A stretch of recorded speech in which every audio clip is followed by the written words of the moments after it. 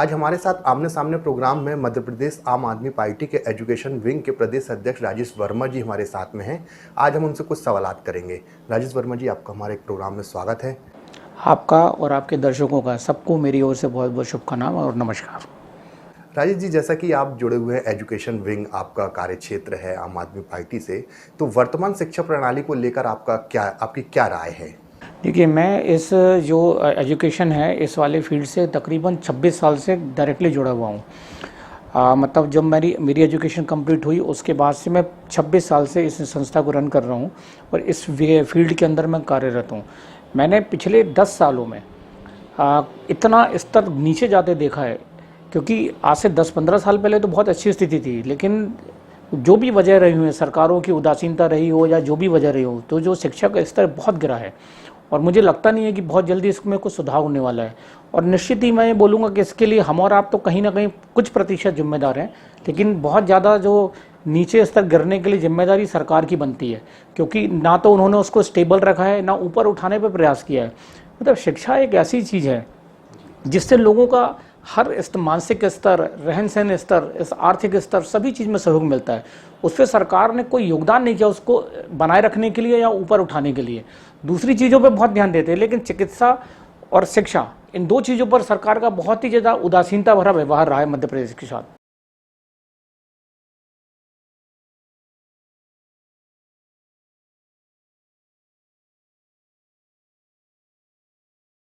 देखिए, right to education चलता है, वो कागज़ों में लिखे होने पे बहुत अच्छा है, लेकिन सार्थक रूप से उसकी जो इम्प्लीमेंटेशन है वो बिल्कुल नगण्य है।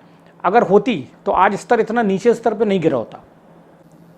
अगर आपकी पार्टी की बात करें हम, जैसे पंजाब में आपकी सरकार है, दिल्ली में है, और यही आगामी विधानसभा चुनाव में अगर जनता आपको चुनती है और आपकी सरकार आती है, तो क्या स्तर होगा? किस तरीके से आप एजुकेशन में लेकर आप आगे बढ़ेंगे? देखिए, दिल्ली का एक बहुत अच्छा उदाहरण मॉडल हमारे सामने है कि दिल्ली में जहाँ बच्चे सरकारी स्कूल में बहुत पुअर थे पहले, अपनी आम आदमी पार्टी आने से पहले, आज आम आदमी पार्टी ने उस स्तर को इतना उठा दिया है कि सरकारी स्कूल में पढ़ने वाले बच्चे, वहाँ पर बड़े बड़े ऑफिसर्स के बच्चे भी साथ में बैठ के पढ़ रहे हैं, वहीं पर रिक्शे ठेले वालों, रेहड़ी वालों के बच्चे भी साथ में पढ़ रहे हैं।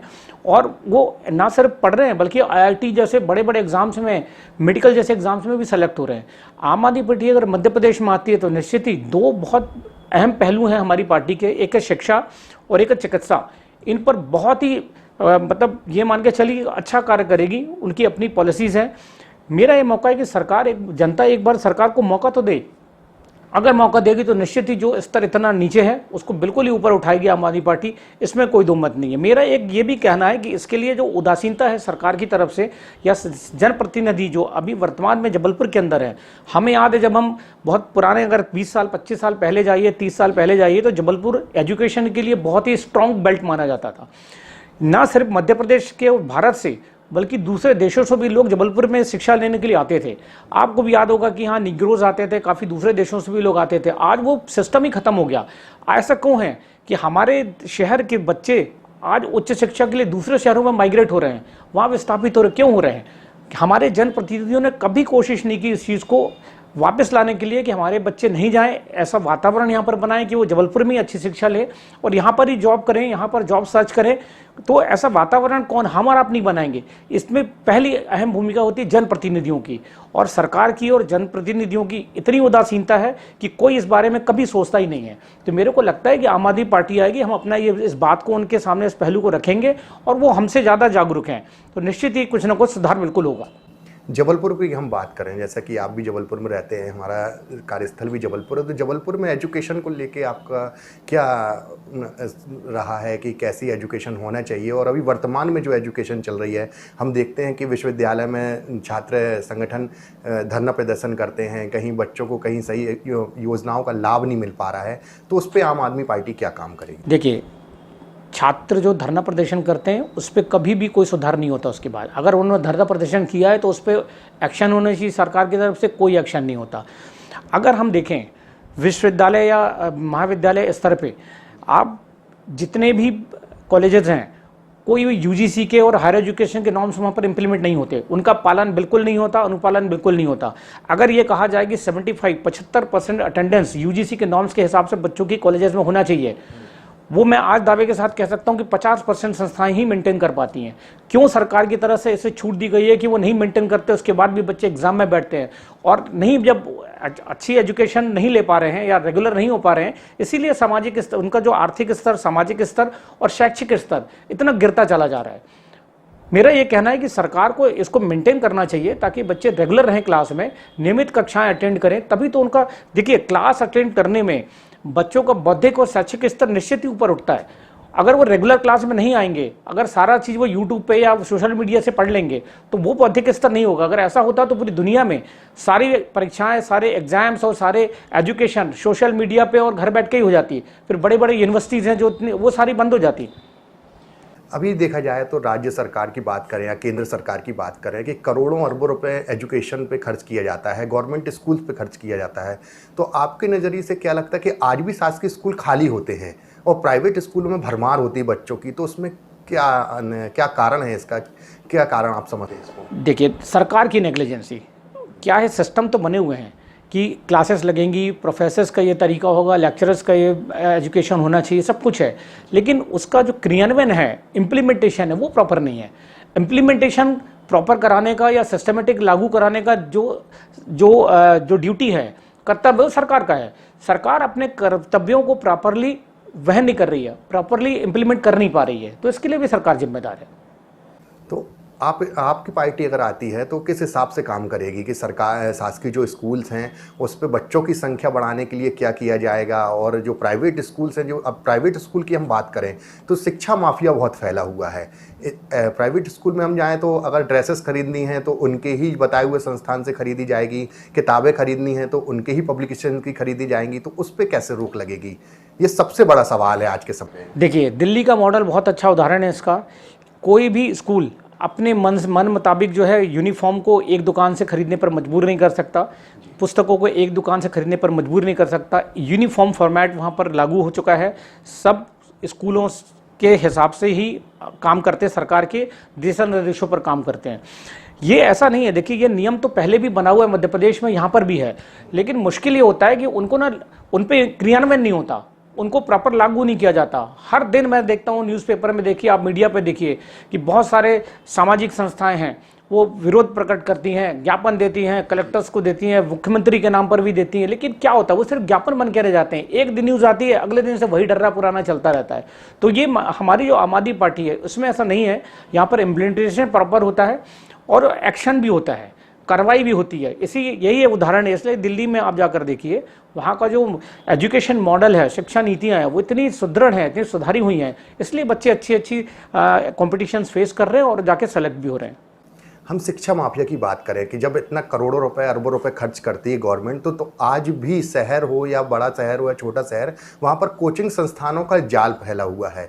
अगर हम शिक्षा देने के लिए है, सरकार बोलती है बेहतर शिक्षा दे रहे हैं, तो क्या आपकी सरकार आने पर ये कोचिंग माफिया, जो कोचिंग गली गली में आज जो खुली हुई हैं, हज़ारों रुपए फीस से ज़्यादा उसमें फीस पे करते हैं बच्चे, तो उस पर क्या लगाम आप लेंगे? देखिए, जो कोचिंग संस्थान है, इनके लिए सरकार की कोई गाइडलाइन नहीं है, मुझे जानकारी में नहीं है। अगर कोई इनकी गाइडलाइन होगी भी तो सरकार उस पर अमल नहीं करती है, कार्रवाई उस पर होती नहीं है। वो तब होती है जब बड़ी बड़ी संस्थाएं 10-10 फ्लोर की बिल्डिंग में चलती हैं, कोई घटना घट जाती है, तब 2 दिन एक्टिव होती है सरकारें, उसके बाद तीसरे और चौथे दिन से वो वैसा ही सिस्टम चलने लगता है।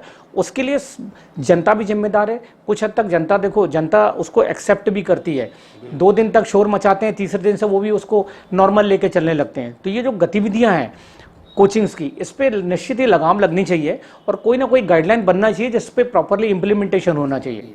तो क्या गाइडलाइन आपकी गवर्नमेंट जब आती है, आप सत्ता में आते हैं, तो क्या उसके लिए बनाने के लिए कोई प्रस्ताव रखा जाएगा? देखिए, निश्चित ही मेरे को अभी ये दिल्ली में क्या मॉडल है कोचिंग संस्थाओं के लिए, इसके लिए मुझे जानकारी नहीं है, पर मैं अपनी बुद्धि से ये कह सकता हूँ कि अगर हमारी आम आदमी पार्टी मध्य प्रदेश में आती है, निश्चित रूप से हम कोचिंग संस्थाओं के लिए और स्कूल्स के लिए, कॉलेजेस के लिए, यूनिवर्सिटीज़ के लिए, क्योंकि वो सारा उनके दायरे में आएगा, हम सभी के लिए कोई ना कोई बेस्ट जो पॉलिसीज़ है उसको इम्प्लीमेंट करने का प्रयास करेंगे।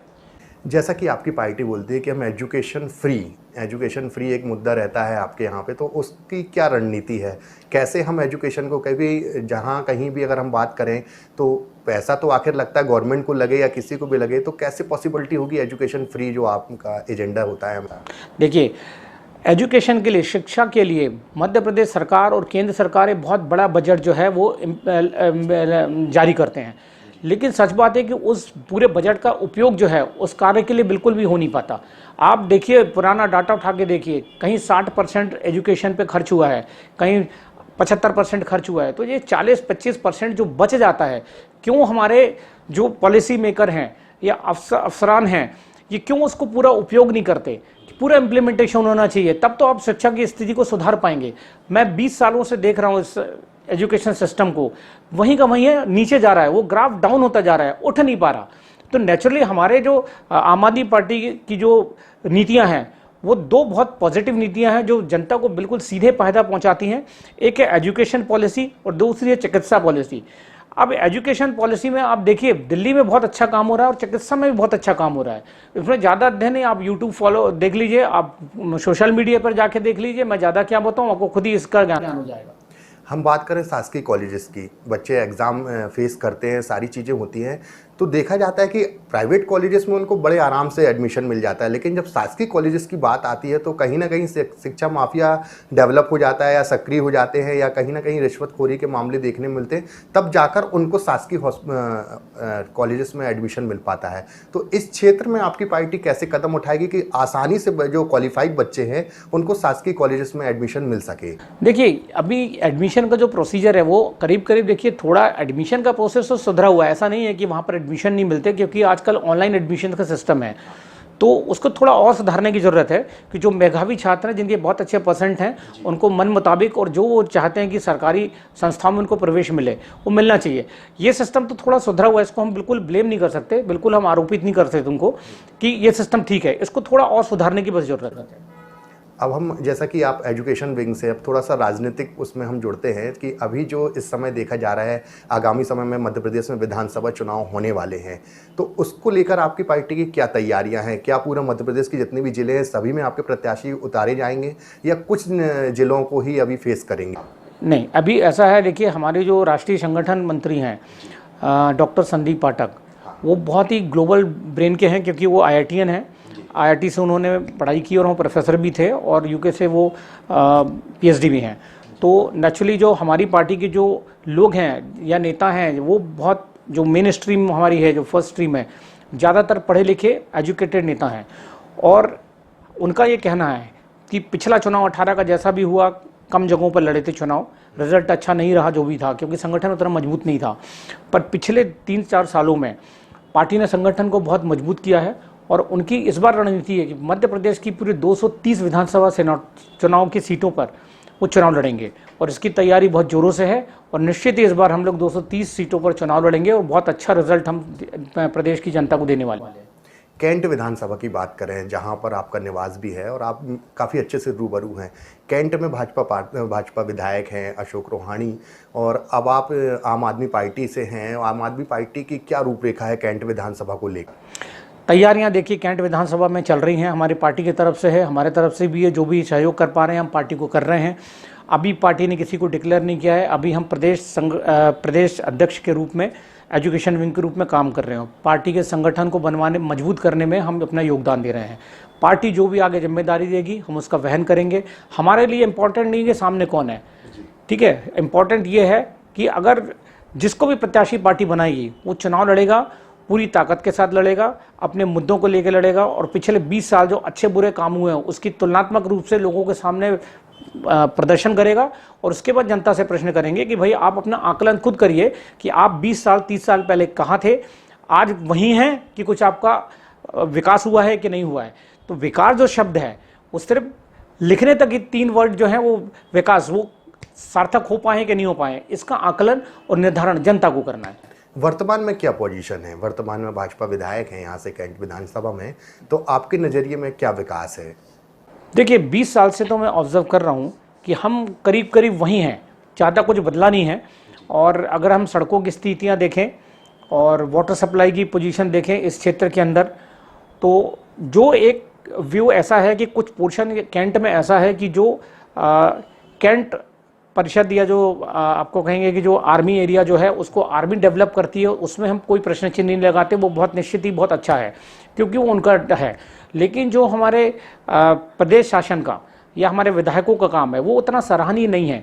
वो ज़रूर प्रश्न खड़े करता है कहीं ना कहीं, और उसको अगर आपको ऑब्जर्व करना है तो उन बस्तियों में जाकर देखें जहाँ पानी से, गंदगी से और सड़कों से, इन चीज़ों से लोग आज भी जूझ रहे हैं। तो ये जनता को डिसाइड करना है कि जिससे हम 20 साल से जूझ रहे थे आगे और फिर से 5 साल जूझना चाहते हैं कि नहीं जूझना चाहते हैं, या उसका सोल्यूशन चाहते हैं।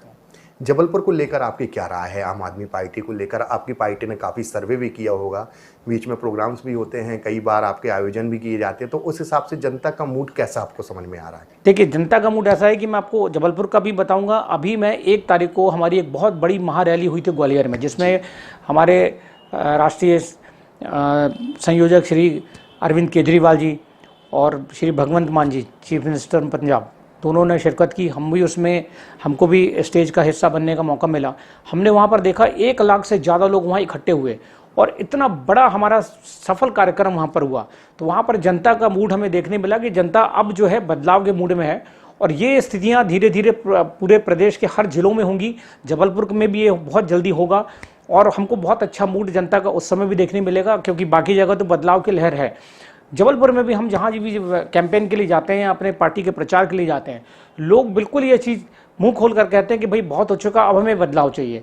और एक वर्ड हम जो बिल्कुल पॉजिटिवली हम लिखते हैं पार्टी के लिए कि जिस भी नागरिक ने हमें ये कहा कि हाँ अब बदलाव चाहिए, ये बदलाव एक ऐसा वर्ड है जो आम आदमी पार्टी का सीधे जुड़ा हुआ है। जैसे ही वो बदलाव कहता है ना, तो हम में एक स्फूर्ति आ जाती है कि भाई बदलाव, इसका मतलब है कि हमारे पाले में है ये।